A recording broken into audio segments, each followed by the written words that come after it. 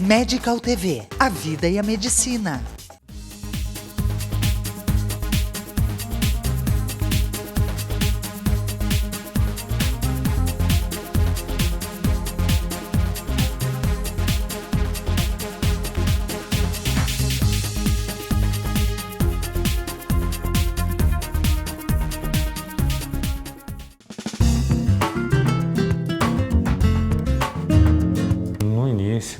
Quando as pessoas ficavam doentes, o médico, ao visitá-las, já fazia e preparava as poções, os ungüentos, as misturas.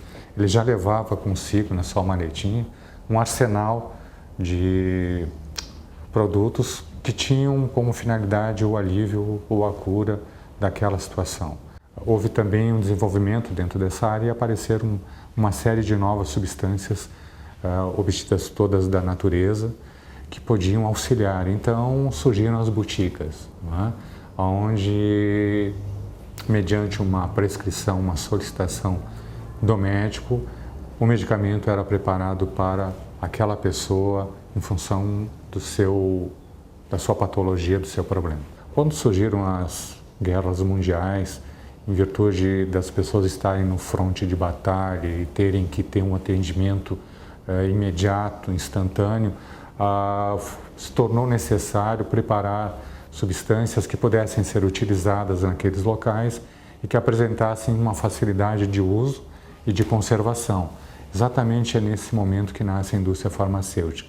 Por volta de 1970, nasce um movimento aqui na América do Sul, na Argentina, aqui no Rio Grande do Sul também, com alguns profissionais que começam a estimular novamente a preparação individualizada, trabalhando numa área específica, formulações para a pele, para a parte dermatológica, formulações cosméticas. Isso daqui é o laboratório de dermatologia, né, onde a gente faz fórmulas de cosméticos, e aqui a gente tem vários equipamentos que nos ajudam para que esses cosméticos tenham bastante qualidade para o nosso cliente.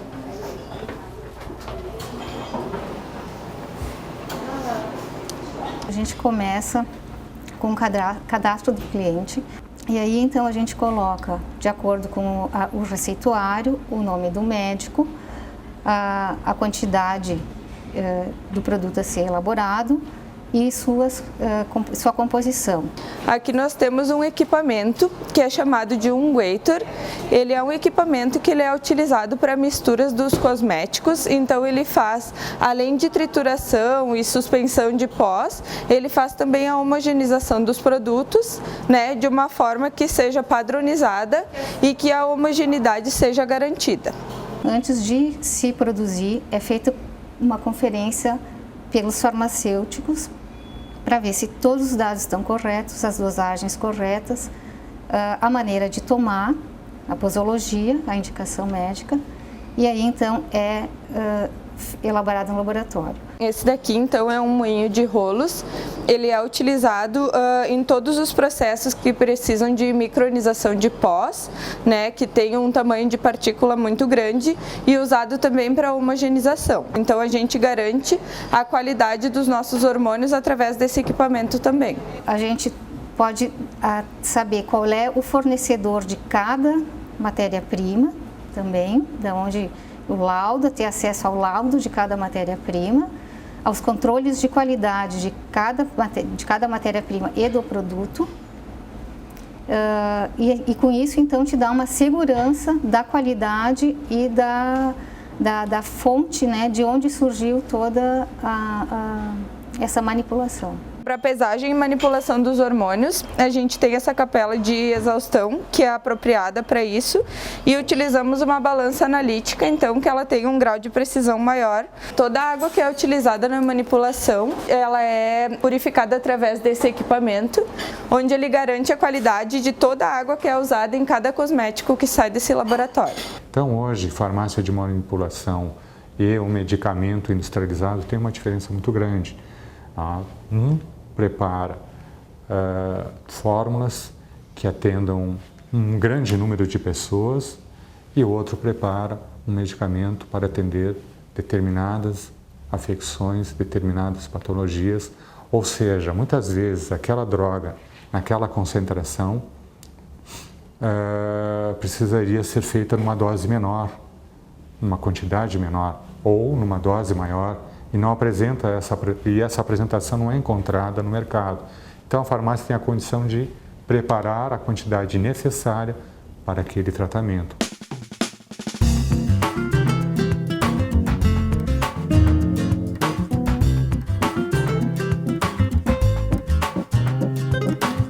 Desenvolver novos produtos no Brasil ainda não é uma tarefa simples, porque nós precisamos ainda avançar em ciência. Então a gente procura empresas de fora para estar trazendo tecnologias. Hoje nós temos uma parceria com uma empresa para trazer produtos biológicos, que hoje no Brasil não tem nenhum laboratório que desenvolve produto biológico. Produtos biológicos são produtos, uma nova tecnologia. Na verdade, é uma tecnologia antiga, mas é uma tecnologia que vem sendo desenvolvida nos últimos anos com mais velocidade, principalmente para tratamento de doenças complexas, como câncer. Então, a maioria dos produtos para câncer hoje são biológicos. Eles não são produtos sintéticos, são produtos que são feitos através de células vivas. Para a gente começar uma pesquisa, é um processo lento, burocrático, que demora muito mais no Brasil do que em outros países. Então isso também é uma forma de desestimular esse tipo de iniciativa. Porém, nos últimos anos tem melhorado. A gente tem visto que está começando a melhorar, o país está acordando, que se nós não desenvolvermos internamente, nós não vamos agregar valor aos nossos produtos e com isso não temos competitividade no mundo. A pesquisa clínica, ela tem diferentes fases, né? Então, você para desenvolver um novo medicamento não leva menos de 10 anos, porque são fases que você precisa passar para poder chegar ao produto no mercado. Então, você tem que desenvolver primeiro num laboratório, muitas vezes você tem que fazer testes, e aí vai em animal, vai testes em outros organismos, para enfim chegar no ser humano.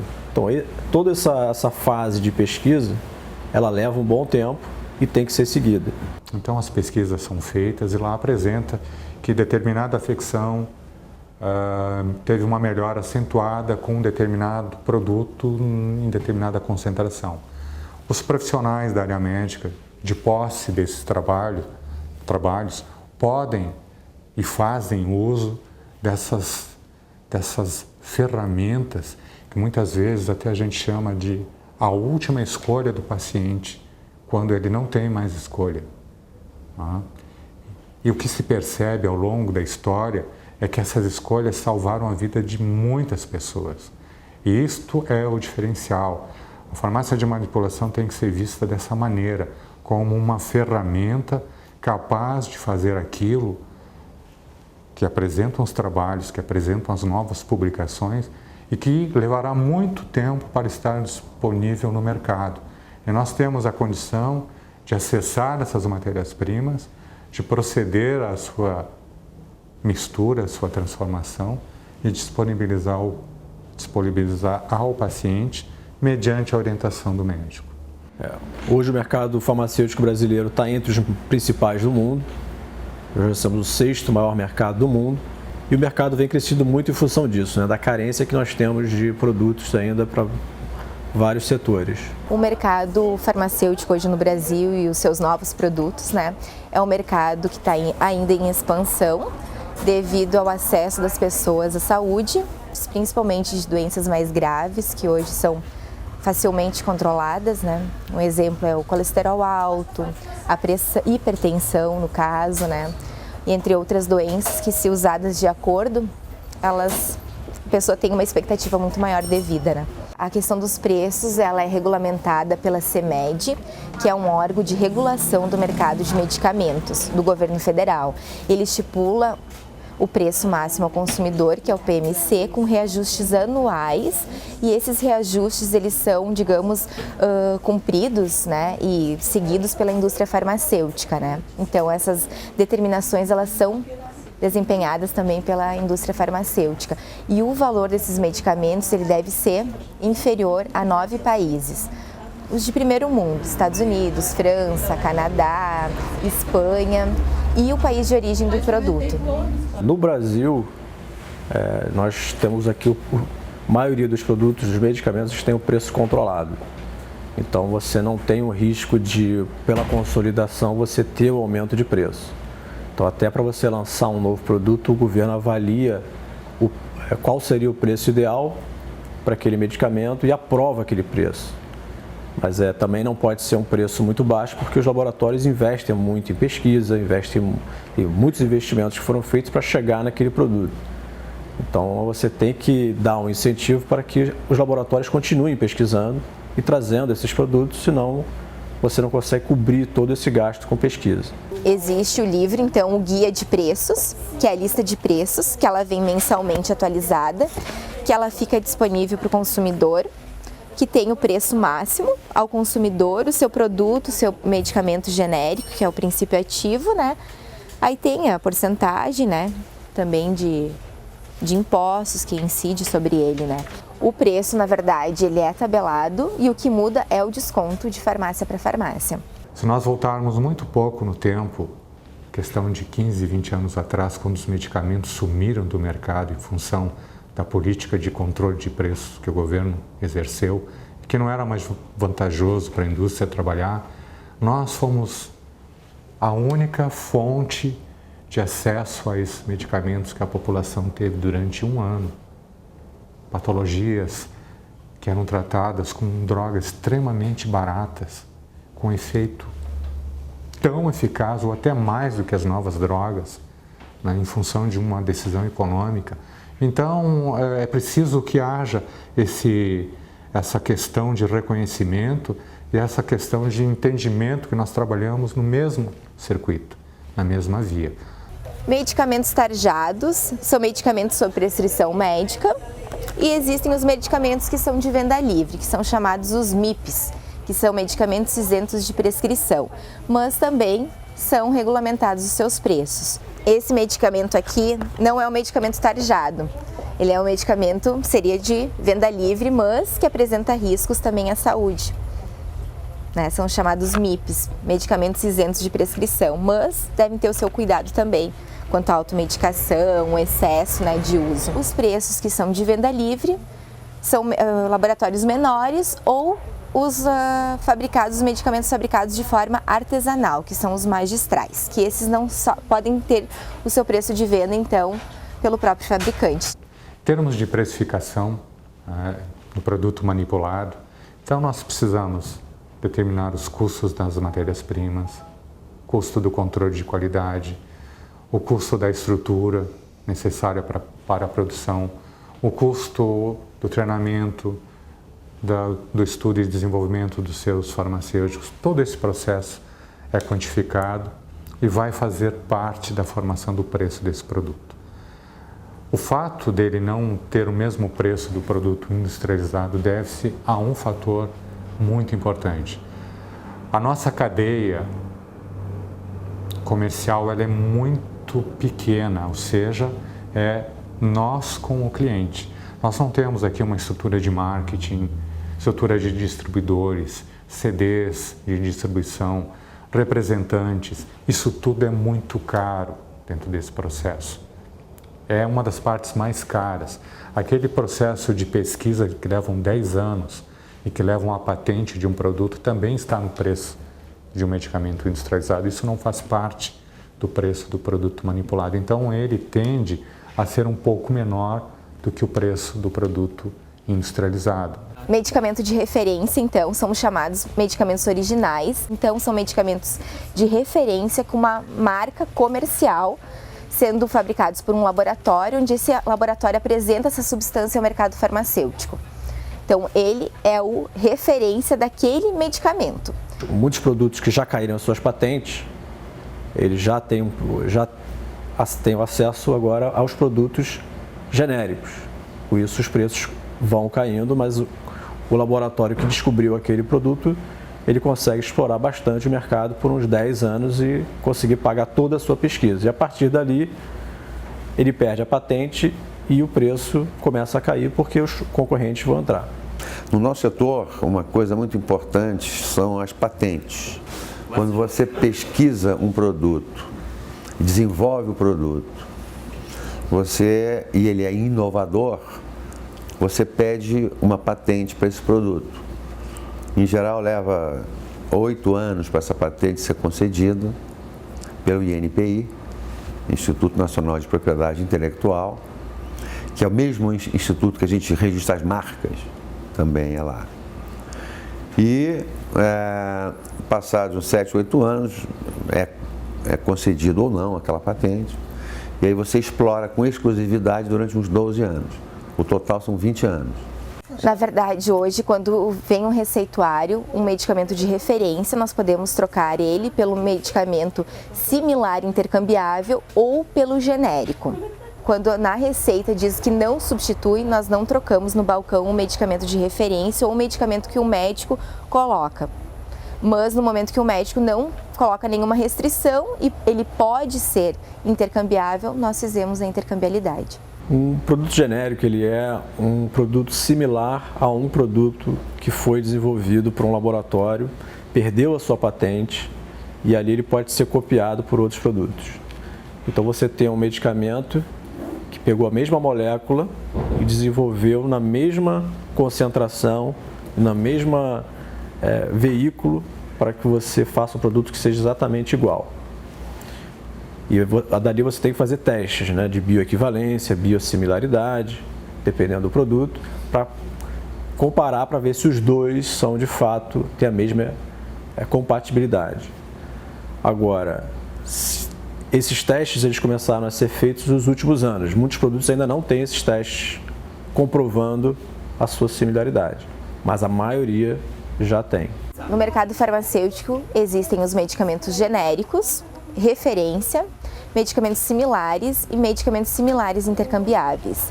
Os medicamentos todos são de relevância e de importância, na verdade, senão não estariam no mercado farmacêutico disponível à população. Um medicamento similar, ele é um medicamento feitos testes também, né, no caso de eficácia e segurança, mas não de biodisponibilidade, tá? Os medicamentos similares intercambiáveis, eles podem ser substituídos pelos medicamentos de referência, pois eles passam pelo exame, né, pelo teste de bioequivalência, para dizer que eles agem da mesma forma como o medicamento de referência. Aqui é a área de cosmético. A fabricação a gente não pode entrar. A fabricação é onde faz a mistura. Já tem que sair tapado daqui de dentro. Aqui é o controle de qualidade, onde tudo é analisado. A matéria-prima quando entra, o produto quando está fabricado ainda dentro do tanque, vem para cá para ser analisado e quando o produto já está no frasco, colhe-se uns frascos e traz para cá para analisar de novo. Aqui estamos indo para a área de medicamentos. Então, ele é envasado ali dentro, aí o frasquinho passa ali, rotula,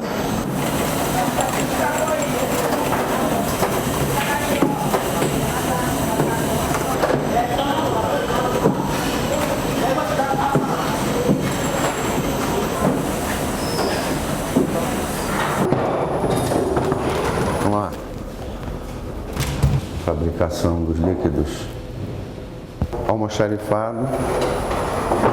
Aqui o material chega, a matéria-prima, né? Aí vem aqui para dentro, aí colhe um pouco do material e leva lá para o controle de qualidade, para ver se está tudo dentro das especificações direitinho. Depois então armazena aqui nos pallets. Aqui é tudo embalagem, cartucho, caixa de papelão. Aqui a gente não pode passar. Mas aqui é a parte que faz comprimidos, que prepara para comprimir, e ele é fabricado aqui do lado.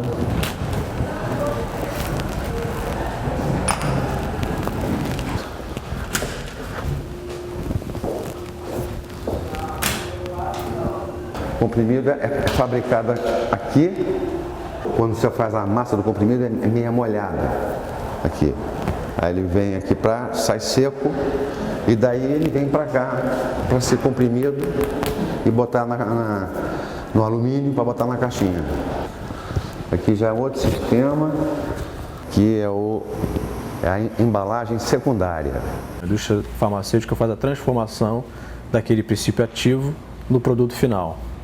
E a maior parte das vezes é importado, esses princípios ativos, e eles fazemos o processo todo de produção dentro de um tanque ou de um reator, e dali vai para poder embalar, envasar os produtos. A questão então dos prazos de validade, o medicamento ele possui um prazo que ele é seguro e eficaz até determinada data.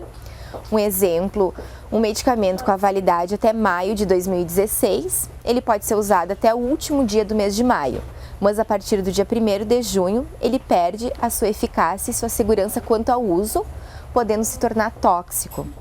Um exemplo bem clássico que nós até falamos no balcão é o ácido acetil salicílico, o famoso AS. Se usado após a sua validade, ele pode causar graves sangramentos e levar até a morte. Em geral, quando acaba a validade do produto, é a segurança que você tem que o medicamento funciona até aquela data.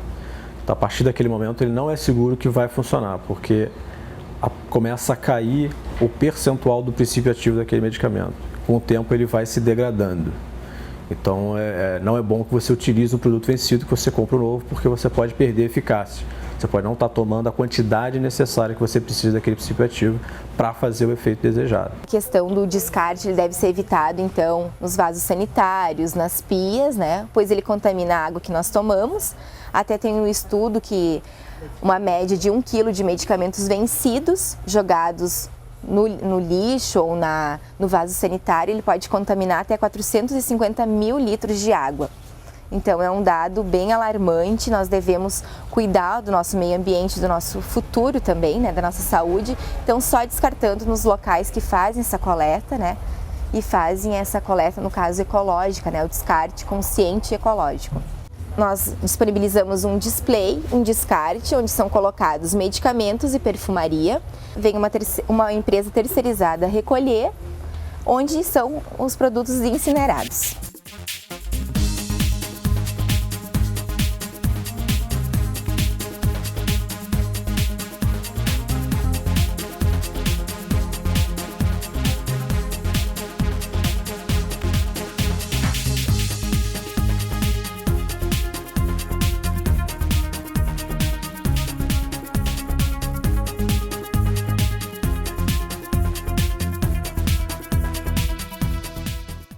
Há 35 anos, o Alfa Laboratório constrói uma história de bons resultados ao seu lado, sempre cuidando de você e de quem você mais ama.